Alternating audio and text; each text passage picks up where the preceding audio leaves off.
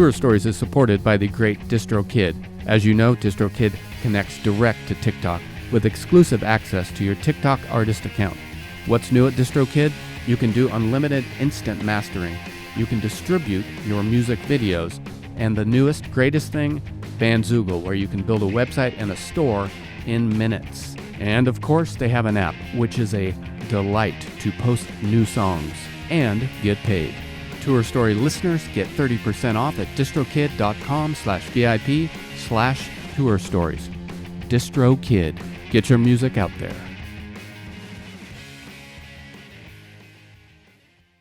Tour Stories / The Check-In is made possible by our friends over at Isotope. You know Isotope, and you know they are the best in audio repair, mixing, mastering, and general audio magic, like removing the heater sound that's going on right now. Thank you, Spectral Denoise. Head over to isotope.com for frequent deals on plugins for audio restoration, mixing, mastering, and more. That's izotope.com. I'd like to welcome our newest sponsor, Schecter Guitars. Yes, I play drums, but in my band, I am the lead guitarist and I play Schecter. Schecter makes a wide variety of guitars in various styles, all high quality built with the best materials and pickups, beautiful fretboards, and always a comfortable feel. The bonus with these high quality instruments is that they are priced right. I just ordered 2 guitars. The one I can tell you about is the Robert Smith Ultra Cure in Black Pearl. Also consider heading over to the Schecter Custom Shop and find yourself a premium USA-built instrument and have it shipped straight to your door. Head over to schecterguitars.com. You'll be there for a while, trust me.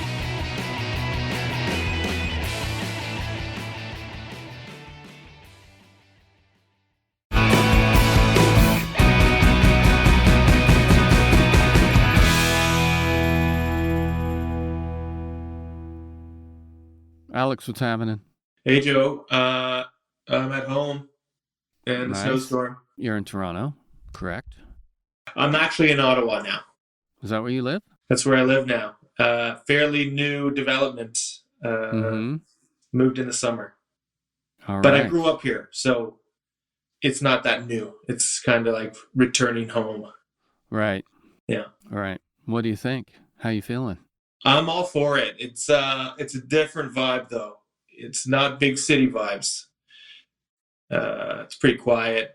Although I went to a show last night, you know, growing up here, there was a wonderful punk scene that I think is still going pretty strong. So, yeah, it's a much chiller vibe than Toronto. But, you know, at my age, I'm into that.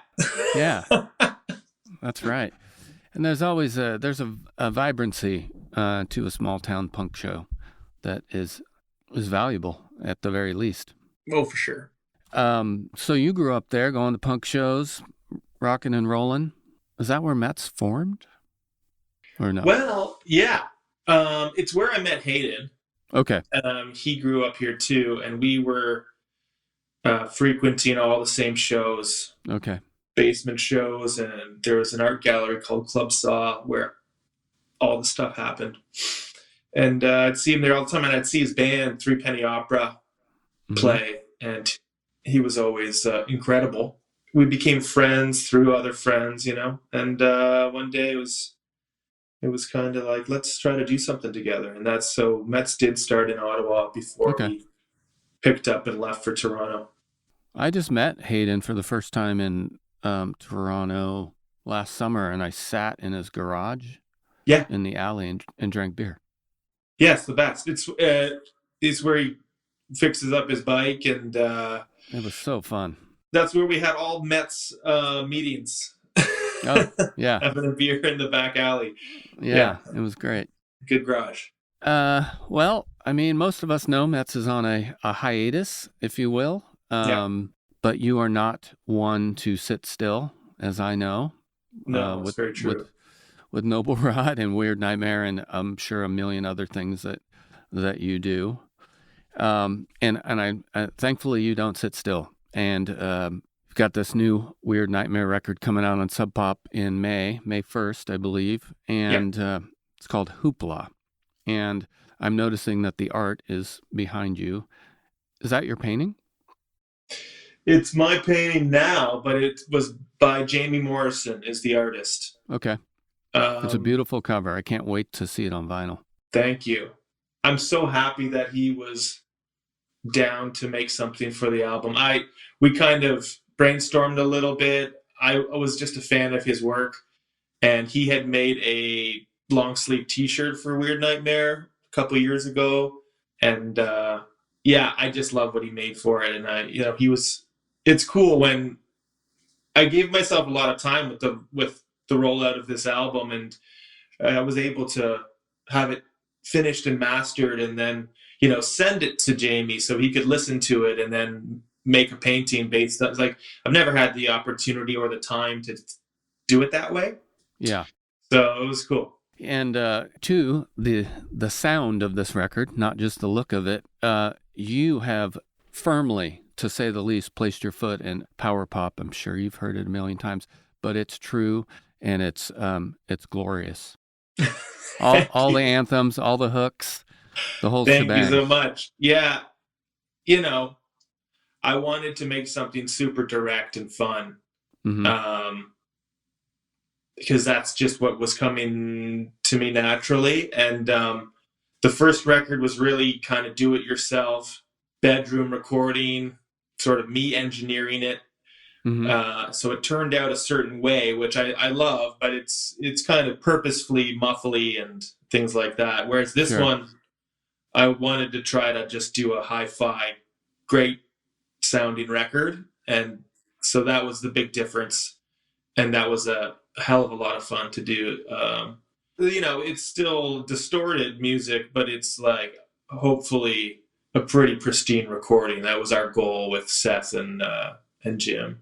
Yeah, it's this wide open, giant sounding record, but it still is concise in the delivery. And one thing that's kind of interesting to me is I know a lot of your music, and you seem to come from a maybe art rock, noisy, hardcore background. Yeah.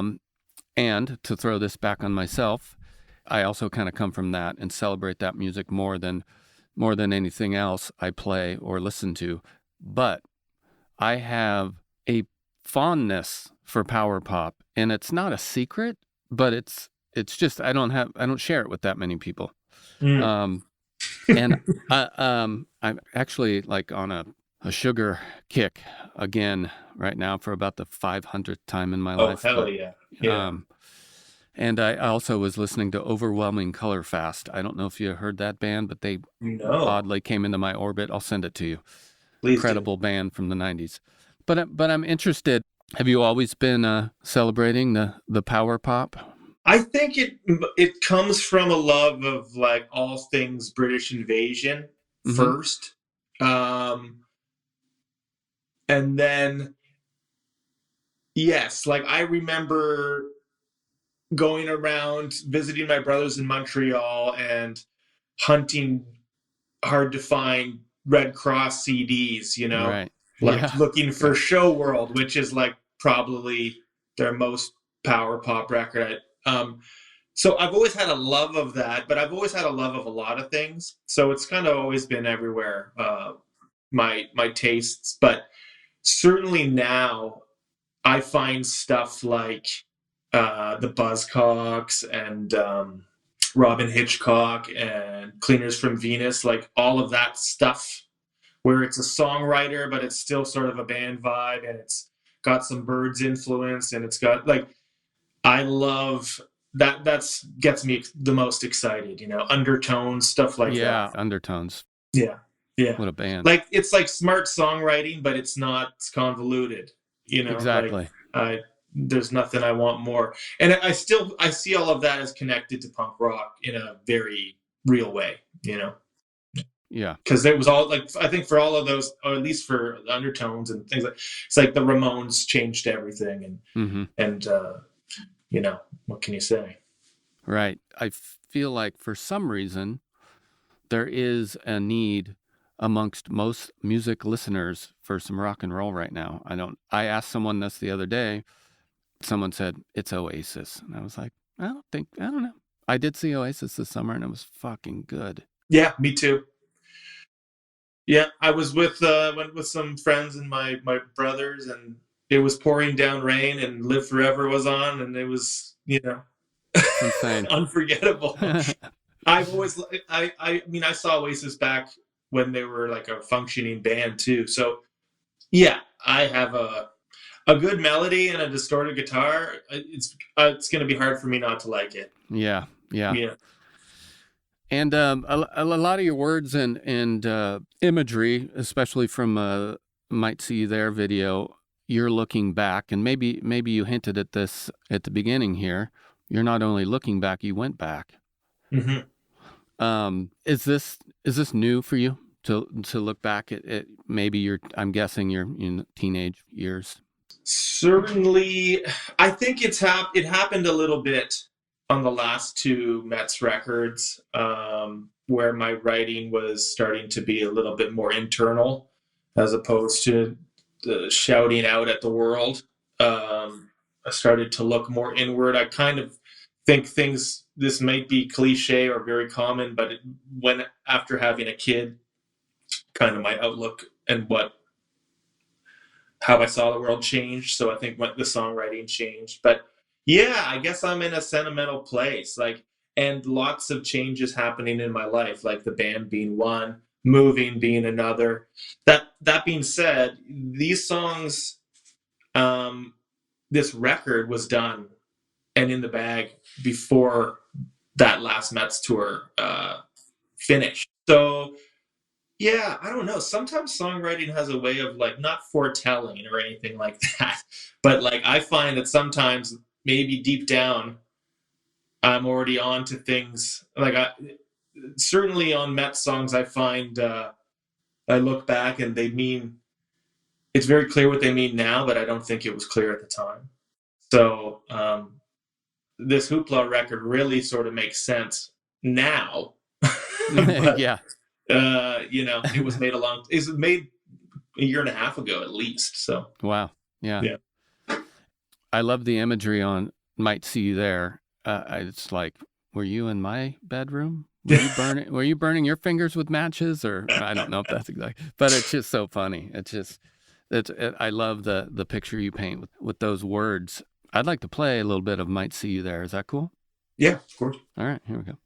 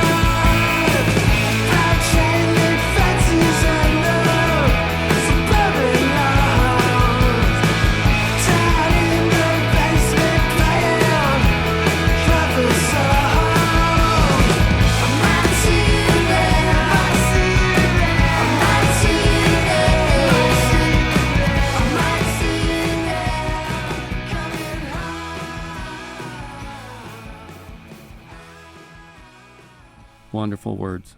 To be cliche, it takes me back. We must be roughly the same age because all those sentiments are. That's it. Incredible. So you mentioned you recorded with Jim Eno, his production and his vibe. I've only recorded a couple songs with him for some weird South by Southwest thing, I think. Mm-hmm.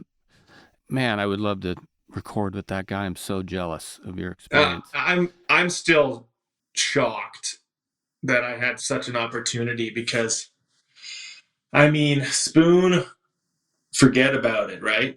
Right. It's just such an inspiration on so many levels. So that was one of those. There's been a lot of serendipitous things happening, and I've been embracing that.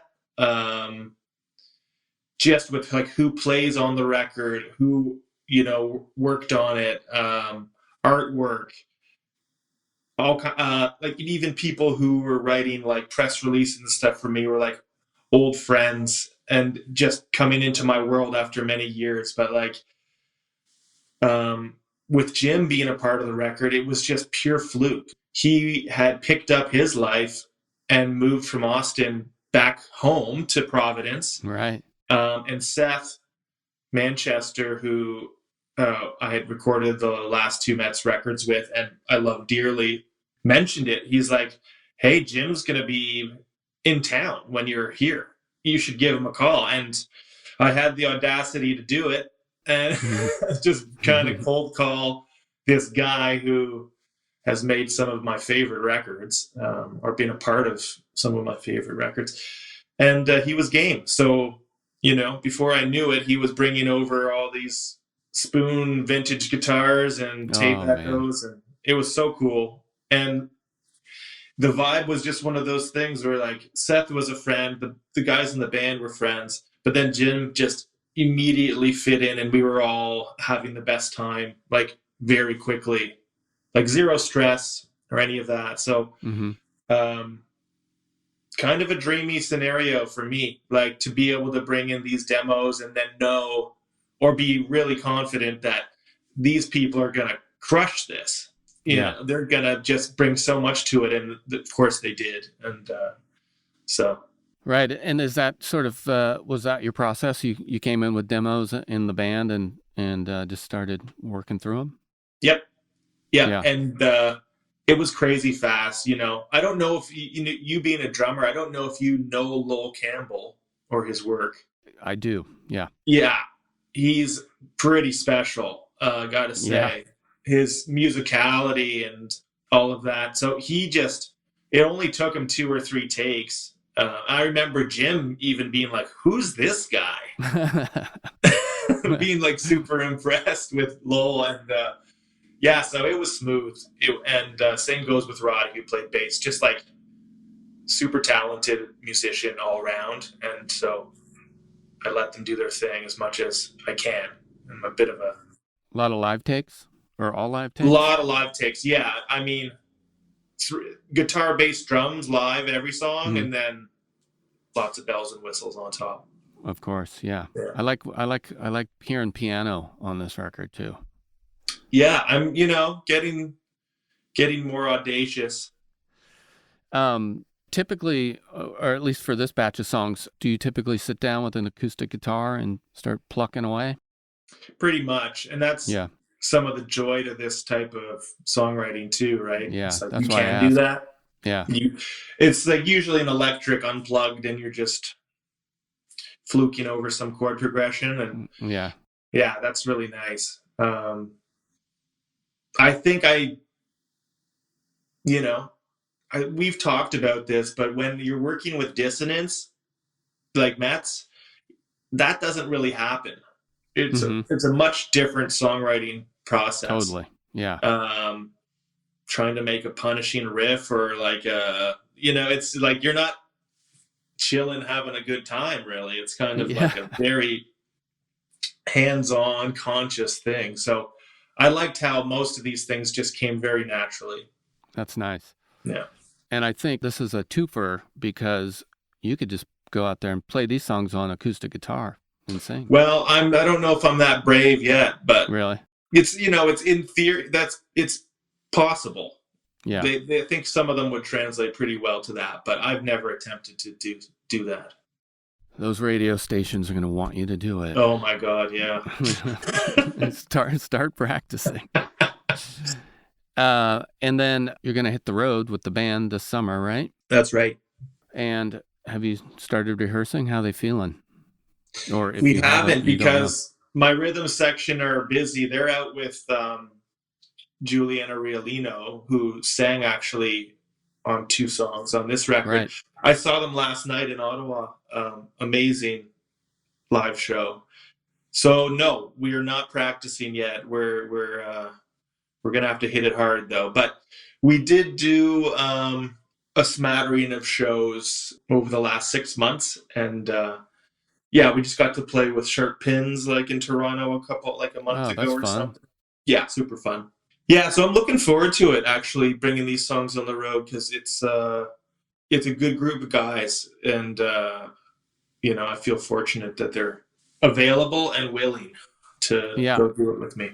Are you doing a power trio? It's a 4-piece. Okay. Yeah, because there's a bit of guitar, intertwining guitar stuff and some harmony singing. So yeah. Is it? And my last thing on that: does everyone sing? This seems like a fun. Everyone sings. It's almost everyone. 3 of the 4. Yeah. Please tell me the drummer is one of them. Yep. Yes. Coming from a drummer who never sings, but I love when a drummer sings. And then when's the tour starting? Let's see here. Actually, we're going to be out on the West Coast states before the record comes out in April. So late April, that's when we're going to be starting this whole thing. And then it's going to be, West Coast, East Coast, US, some Canadian dates. And then at the end of the summer, we go overseas for some European festivals. Awesome. I'm sure you're going to come to Seattle, where I am. So I'll bother you. It's booked. I'll try to sneak in on your Sup Pop lunch, get a free lunch, or dinner, please do. Or both, maybe both. All right, man. Well, congrats on this record. As you said, it seems like things serendipitously came together, and you took advantage of that beautifully. Thank you so much. It's a killer record, and I can't wait to see you when you're out here or elsewhere. Okay. All right. Take care of yourself when you're out you there. Too, man. Travel Thanks safe. All right.